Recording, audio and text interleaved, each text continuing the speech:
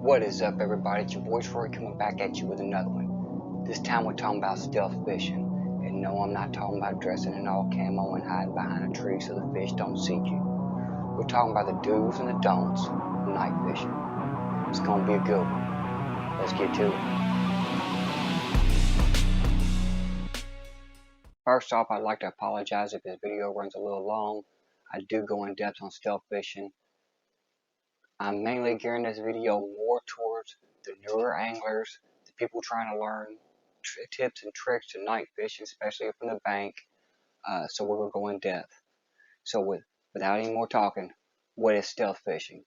Stealth fishing is the ability to go to a body of water at night and not leave a footprint. Now, I'm not talking about in the sand, the mud. I'm talking about in the water. Have you ever went to a spot? Let's say you walked a mile downstream. You find the perfect spot.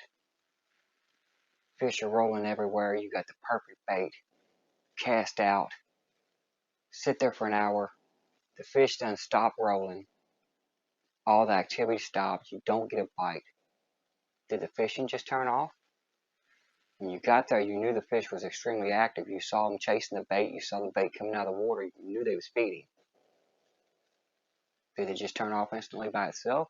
Or did you possibly do something that may have turned that fishing off?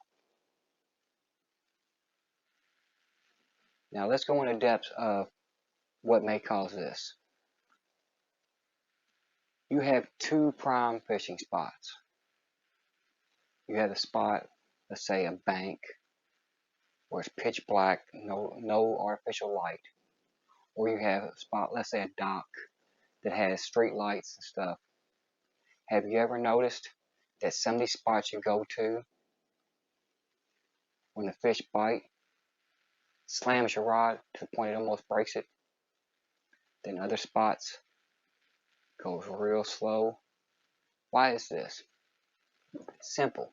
If you look back, 95%, if not 99% of the time, when you go to a spot with a lot of artificial light at night, say street lights, dock lights, then your rods are going to hit harder. The reason for this is feeding habits. See, a lot of people still think catfish are scavengers. You have to remember, they're not scavengers. They're predators. What does a predator do? A predator attacks his food. Now, to understand stealth fishing, you have to understand why that affects everything. You go into an area where there's a lot of natural and artificial light. Let's say you got a bright moon with no trees blocking anything, and you got street lights everywhere. You can shine your flashlight. Heck, you can probably throw a light in the bottom of the river or in the lake that you're in, and it won't affect anything, because those fish are feeding at a different habit. They're swimming up real quick, grabbing the fish and swimming away.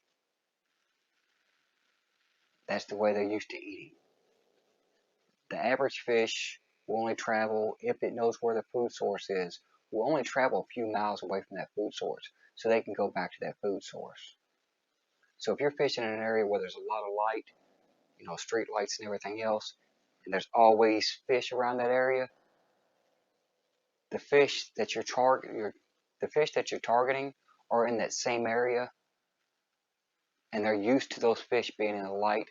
They know they can't sneak up on them and grab them, so they dart out and grab them as fast as they can. Now, let's flip it to where there's no artificial light. You go to a spot where it's pitch black, no artificial light. Your rod will bend slower, 95% of the time. The reason for this is those fish have been programmed that if they move slow enough, they can sneak up on the prey, grab one, and slowly swim away without scaring the rest of them. Why would they do that? They're not just trying to feed on one fish, they want multiples. They want to get a full tummy just like we do. So if they dart out and grab one, what's going to happen? The rest of them are going to swim away. So for many years, they've been programmed in that area. because there's no light, that the best way to do it is lie in wait. Wait till you have that perfect opportunity to slowly grab a piece of food and sneak back down. This is why your rod bends slower and it's faster when you have a lot of light. But what happens when you add artificial light to a situation that does not have artificial light? No street lights, no nothing. Well, two things. One, if you cast your shadow, you gotta remember, your shadow, even though it only looks 4 to 5 foot to you on top of the water, by the time it reaches the bottom, shadow's anywhere between 15 to 30 foot tall. You're talking a 15 to 30 foot mass reflecting in the bottom. There's no animal gonna stay around when something that big is in the area. Also, by introducing light, you change their feeding habits. One, all the bait fish that they're feeding on, if you introduce light, the bait fish that they're feeding on is going to swim closer. Then your fish is going to swim closer.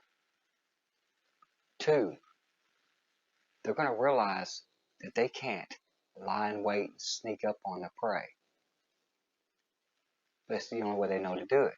They've been doing it like that for years. So what do? They stop biting. Now I found out all this the hard way. I did a lot of studying online. I've got a friend that's got a private pond. We put GoPros in his pond and we monitored things, and it does make a difference. It honestly does. And this is why the old timers say, don't shine your light in the water. There is a reason for that. And that's what we're getting into. But see, I don't go just less light or no light. Reason why I call it stealth fishing. A lot of anglers now have switched over to Santee rigs. You know, they'll have the peg float or their Demon Dragon, they'll have rattles. Now I can go to one of these spots where it's pitch black. I can have all my rods but one have rattles on them. The only rod that will get hit is the rod without a rattle. Why is this? I do believe it's the same thing as the light. They've gotten to the point of being so stealthy that they can swim up, grab a piece of food, and swim back down without disturbing the rest of the fish. They've been doing it for years. They're used to this. So what happens when they grab a piece of bait that's got a rattle? All of a sudden it's got a noise. Well, that scares the rest of the fish off. So once they hear that noise, they don't want to have any part of it. Also, have you ever noticed if you're using Santee rigs that you put in your Santee rig, let's say you're using a peg float like I do, and your peg float's crushed. I mean, it's crushed. It looks like something's just bit into it, completely flattened. You know you didn't snag it or nothing. Why is that? It's probably because the fish is mistaking it for the bait. They're grabbing it instead. It's so bright, the shape of it underwater, it's the first thing they see, they snatch it. So what I did, a little bit different, was I started painting my peg floats black. Since I've painted them black, matter of fact, I've used this one about 7 or 8 times. I just took it off my rod a few minutes ago. It's a little dinged up, but there's no teeth marks in it. No scuffs. It's not crushed. So I believe this makes a lot of a difference. A lot of difference. Also, what about your line? Are you using high vis line? Have you ever noticed that if you have just a little bit of a moon, that high vis line will glow? Well, how far does it glow down in the water? Maybe only 3 or 4 foot. Maybe 5 or 6. Which was probably okay if you're fishing 20, 30 foot in. But on those nights when them fish are coming in close, are they seeing that line? Is it reflecting light down in that line? Yes, I switched to a black mono for those areas. Everything I use is dark. Another thing to be looking at, in spots where there's no artificial light. Look at the terrain you're in. Is it sand? Is it mud? Is it something that will reflect the light? When the water's down, I got about 15 foot of beach. It's all sand. But I have noticed that if I shine a light on that sand, it sparkles like it's got diamonds in it. Well, if it's doing it above the water, is it possible it's doing it underneath the water? Very good possibility. Well, how can this affect anything? Well, simple. All the sparkling under the water is going to scare the bait fish. It's going to make them more skittish. So now, the fish that you're targeting are not going to have bait in the area. Also, it will distract them too because they don't know the flash from the sand and the flash from a fish swimming. These are just things to keep in mind anytime you're out fishing in an area where it's pitch black. The best thing you can do if you're in an area and you have to use light, bring your rods as far away from the water as you can. Make sure your light is facing behind the rods, facing the shore. Make sure there's nothing behind you that's going to reflect that light. Personally, what I do is, when the water's down and I'm fishing, since I am a YouTuber and I have to have lights sometimes, I will pull my rods 15 foot away. I will put them on the edge of that bank, 15 foot away from that water. Now I'll put my light facing at an angle towards me, the opposite direction of the fish, in the opposite direction of the water. I don't reflect it on the bank. I reflect it downriver or down the shore. I do this because I know that sand sparkles. Seen it many times down there. Just remember, it may be a prime spot for stealth fishing. You don't want to use the lights as much. But just remember one thing. Always know your terrain.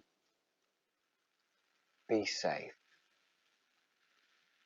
Yes, it's great to catch fish, but you're more important than them fish. If you're fishing in an area and you turn off all the lights and you can't see 2 foot in front of you, and you don't know the terrain, something bad could happen.